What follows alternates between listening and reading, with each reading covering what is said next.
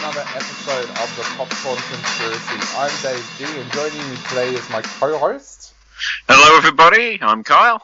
And today we're going to be taking a look at a film that a lot of people are talking about at the moment. It is the brand new Hugh Jackman film called The Sun, which takes a very, very in-depth look at clinical depression. In fact, it's probably, I would say, one of the best looks at clinical depression that we've seen on screen, because so often with these kinds of films, there's a reason for the person's depression, something's happened to them or something like that. But in this film, the character that basically suffers from depression, Nicholas, played by McGrath, this is clinical depression, and it basically shows how that affects his relationship with his father, Peter, played by Hugh Jackman, his stepmother, Beth, played by Vanessa Kirby, and, of course, his biological mother as well, played by Laura Dern. It's an interesting film. I won't go too much into the plot with this film because it does kind of... it's one that you could give away a lot very, very quickly if you went down that kind of rabbit hole. So I think what we'll do is we'll jump straight into what we both thought about this film. I should also mention as well that it's from director Florian Zeller, because he's a director out there that I know a lot of you like to follow, of course, especially after The Father coming out a few years ago. That was such a brilliant film as well. So, mate, The Sun... what did you think of this film? Because you and I had an interesting one with this, where you saw it last year, but I couldn't go and see it because the media screening had a clash with another media screening, so I ended up seeing it a few months after you. But what were your thoughts, your initial thoughts with The Sun? Yeah, that's interesting. Usually it's the other way around. Usually you see movies months before I do. Yeah. I was intrigued by this one because, again, as you say, Florian Zeller, after directing The Father, and that was such a huge, impactful movie for so many people, and this is not just directed by him, but also written by him and Christopher Hampton, his co-writer for The Father. So, and this is the second of his, I think he has a series of plays that, 3 different plays, and this is the second in that trilogy. So I was really interested to see how it went into it. And, of course, I'm a huge fan of Hugh Jackman. I was really intrigued by it, but I guess it didn't. It tackles a subject matter that's really kind of personal to me, and I do think that Hugh Jackman and Laura Dern in the movie were great, but I think that the fact that Zan McGrath, the actor that was playing the son, I don't think he was really up to the task of the amount of emotion that his character had to portray the entire movie, and kind of the film doesn't really seem to get out of first gear as far as that goes. Again, it's really hard to talk about this without spoiling anything. The film it perfectly recreates Peter, Hugh Jackman character's frustration with his son, and that his son won't let him in. He's trying everything he can to try to make his son feel better. He's trying everything he can to try to fix a situation which in some way he created by leaving his first wife for a younger trophy wife. So he's trying everything he can, but his son, Nicholas, he's extremely one note. And so whenever something's like, okay, yeah, the situation is growing, it's getting better, that's good. But it just doesn't grow from there, and he just reverts back to his kind of this frustration, this kind of like a frustrating, angsty teen. And that kind of that really hurt the movie for me. But I think this is one that you might have liked a lot more than I did. What did you think of it, David? Yeah, I get what you're saying there about Zen McGrath. It's funny, the whole time I was watching the film, I kept on thinking of other actors that I thought could have done a better job. Like, I kept on thinking of Skylar Gartner from Ozark, who, as a young actor, got thrown into the deep end where he's basically like the son of a crime family, and he's mixing it up with Jason Bateman and Laura Linney, like in just about every scene in the early days. And I was thinking about like even like a young Ezra Miller. Like, I know he's like Hollywood poison now, but like in the old days, what he was like, especially in some of the earlier movies that he made. And yeah, it's an interesting role because it's like I said, it's kind of a realistic look at clinical depression. Like my favorite film, like, it sounds weird saying my favorite film about depression is the film that I thought did it so well in the past was The Perks of Being a Wallflower.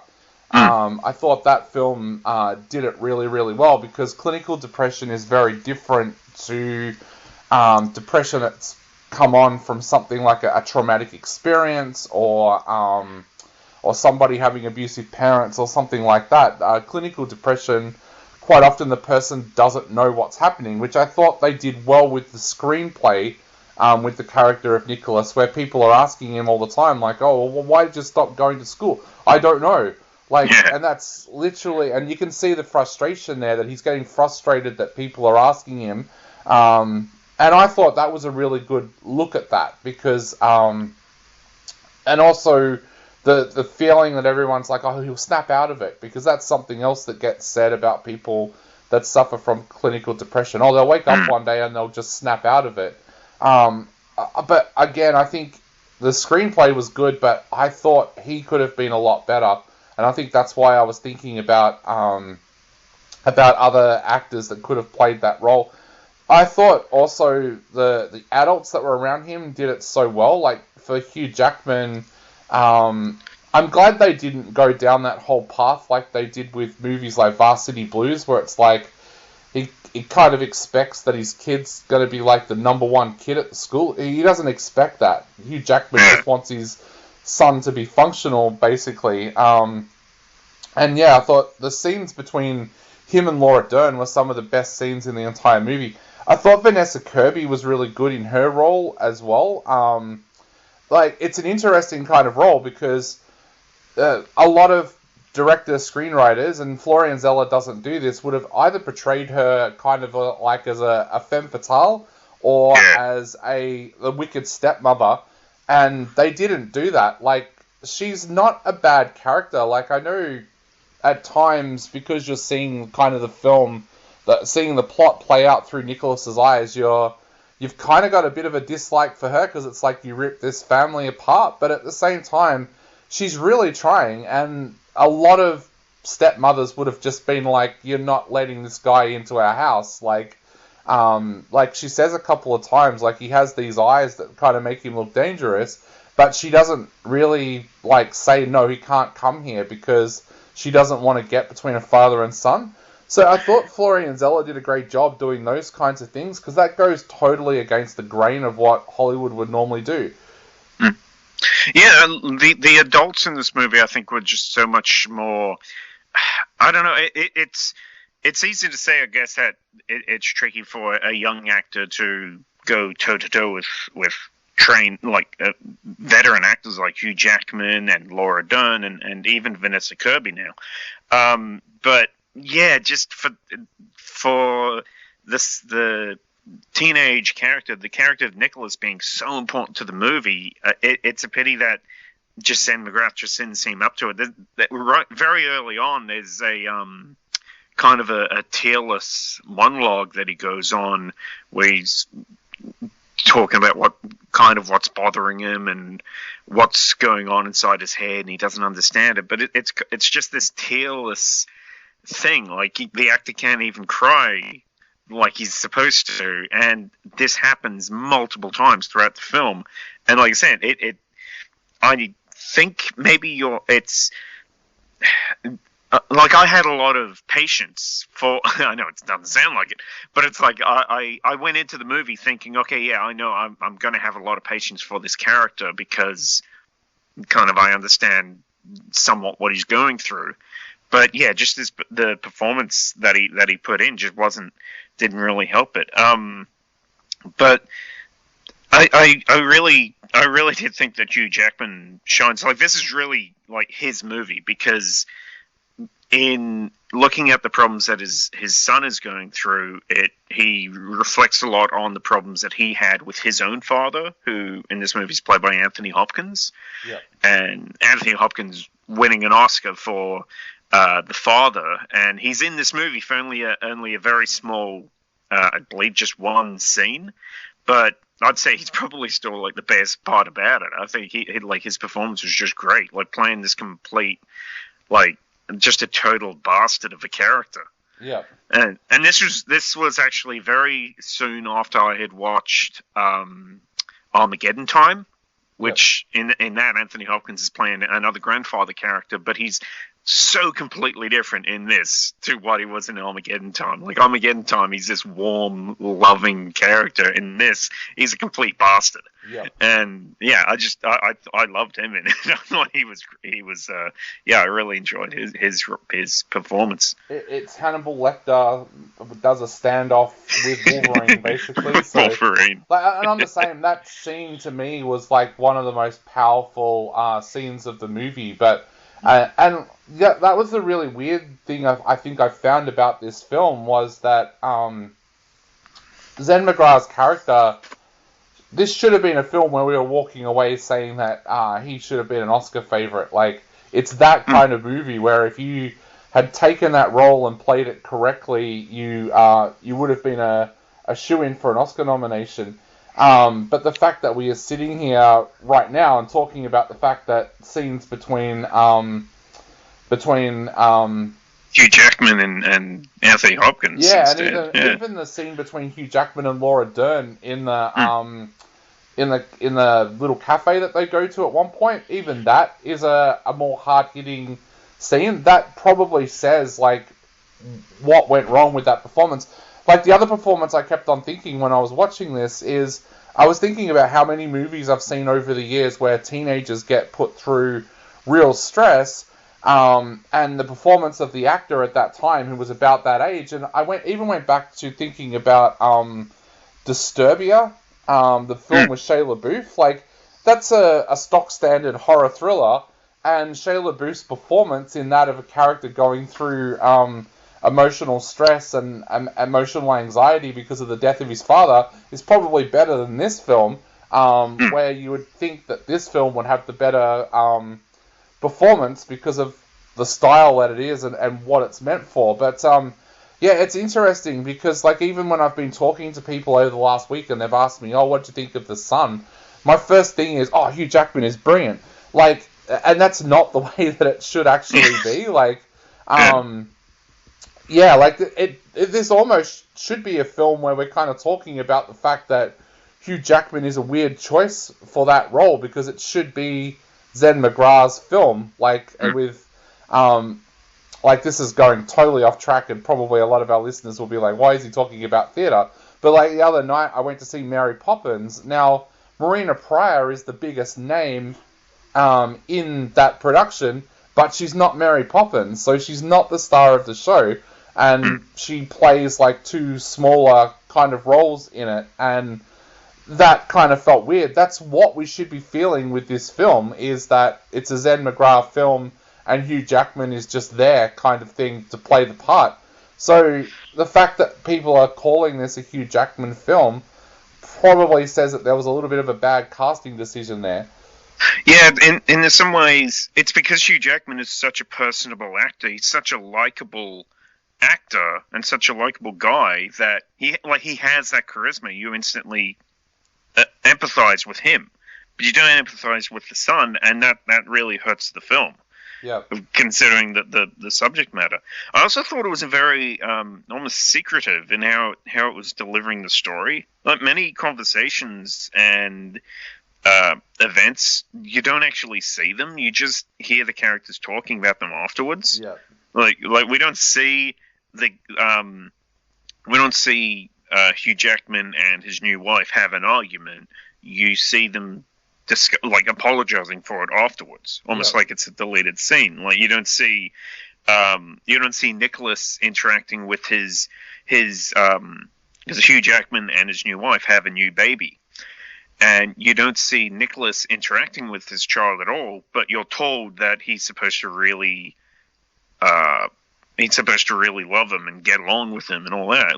This little kid, but again, you don't see that. And the thing is that Nicholas he proved himself deceitful throughout the entire movie, and Peter, Hugh Jackman's character, is in denial. So you can't really take their word at when they say something is fact. You can't really take it as fact. So it hurts. Yeah, it makes the story feel like it's kind of like holding things back from you. And you know, I hate to say it, but the whole rule is the show don't tell, and for a reason. And I think this might be an echo of the fact that this movie started off as a theater play, because that those feel like things that you would see on stage, not so much in a movie. You know, you'd have the characters come in and come on stage talking about how they just had an argument at shopping at the supermarket or something. But in a movie, you would expect to see that, and you don't here. Yeah. There's other moments that made me wonder about stuff too. Like at the start of this film, it almost feels like Nicholas hates his dad. Like it's mentioned a few times. Oh, yeah, I haven't got any time for him. He ran off from us with his new wife, kind of thing.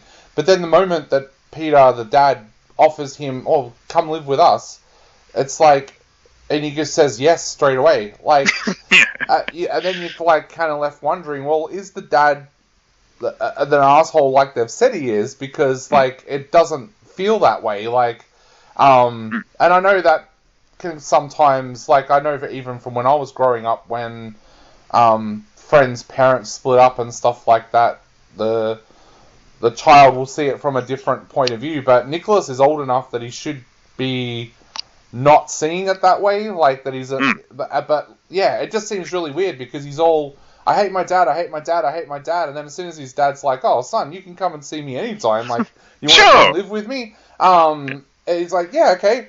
Like there was a little, and you don't know what games have been played there. Like, you don't probably see enough of Laura Dern's character to know whether or not she turned her son against his dad, and like maybe she has said a couple of times, "Oh no, your dad doesn't want to see you." Like, but those are the kinds of things that, as a director or a screenwriter, you should be giving your audience, like that insight, because it just comes across as kind of weird that what you hear about Peter and then when you meet him is very, very different. Like, and even the fact that I think Florian Zeller wants you to, like, have a feeling of, you don't like the fact that he's left his wife and gone to a new wife. It's like, but when you stop and think about that, you don't know why that's happened.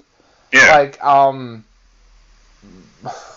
I want to say something here, but it's like really personal. Like, I broke up with a girl that I dated at one point because she, I'm trying to think of what the name of the disorder is, where they don't want, she became agoraphobic. She didn't want to leave the house.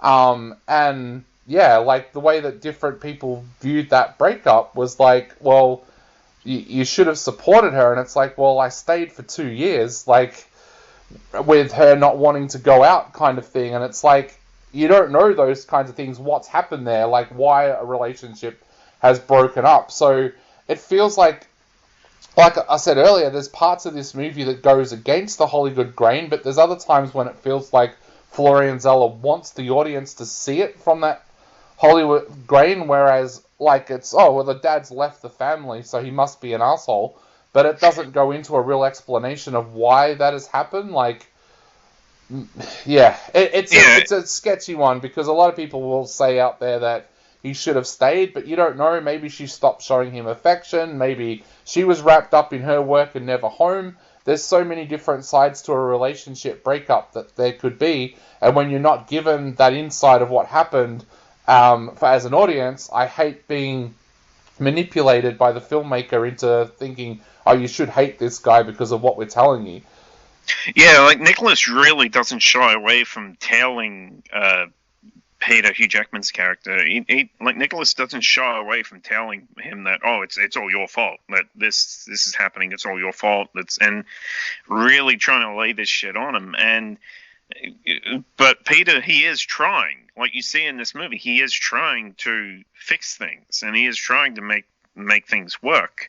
And I mean, even what Nicholas, the way he kind of like hates his mother at the beginning, and his mother's actually scared of him. That's why Nicholas moves in with his father. And really, in the end, it's like the problem's you, Nicholas. It's not, like his behavior doesn't change.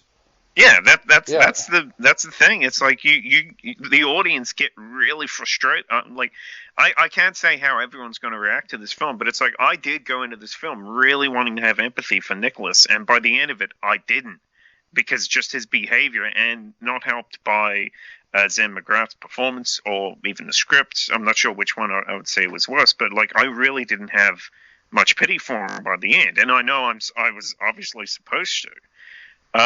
Something else, like Zella, the director, like he knows that this is like really depressing material, and he's tapping on, and like he has like I did actually really like the soundtrack and the score throughout this movie. Like it does have a very I don't know, it's almost he's like, especially with Hans Zimmer's score, it almost like it sets the scene for an antidepressants commercial. Yeah. But like sometimes I think that the melodrama, this is something that I have where the melodrama in this movie is so much at some points that I actually almost found it comedic. It almost went past the point of being a drama and heavy material and being almost comedic. I won't go any further into it, but it's like there are things in the movie where it's like I probably shouldn't be laughing at this, but I am, because just how seriously the movie's taking itself. Yeah, I thought, I'm trying not to do a major spoiler here, there's a thing that happens towards the end of this movie that I thought went into that and almost went into the Days of Our Lives territory. I can't even say why it goes into Days of Our Lives territory, I've realized, but it was very soap drama. Like, I was trying to think of movies that handle that kind of thing better, and like I was even thinking like Cruel Intentions handled that better. Like, something similar to happens at the end of this film. But yeah, to me that just felt like it was kind of a tacky scene. Again, I've got to be so careful how I say this. Like, if that scene had been showing that the ending was different to what we thought it was going to be, it would have been fine. But given that the ending was still the ending that we thought it was going to be 10 minutes earlier than that scene, it just seemed redundant and kind of, like I said, Days of Our Lives like. Yeah, I think I know exactly the part that you're talking about, and I agree. Yeah. It's kind of a thing like I kind of see where this is going. I know what the point of this is, and it's why are you just wasting? Why at this point the movie goes for over 2 hours, and it's hugely predictable. Like, you know what's going to happen towards the end, just because the movie keeps bashing you over the head with it, and it's hugely predictable. And in the end, it's like, why are you wasting my time with this? Like, is this kind of over the top, like theatrics? Is this the only way that you think you could get this this message across at this point in the movie? It's like, if that's it, then I know, and they could have done a complete rug pull and done something completely different at the end instead, but no, they didn't. It's just like, okay, so you've just wasted the last 10 minutes of your movie. Yeah.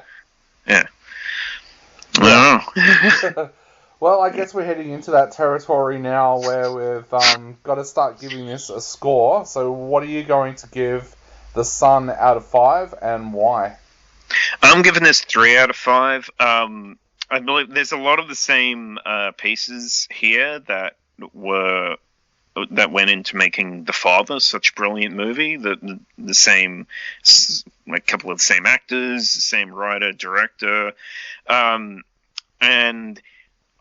yeah, I just don't think that this lived up to the Father. It's ironic considering the subject matter, but it's like, yeah, the Son doesn't live up to the Father. Yep.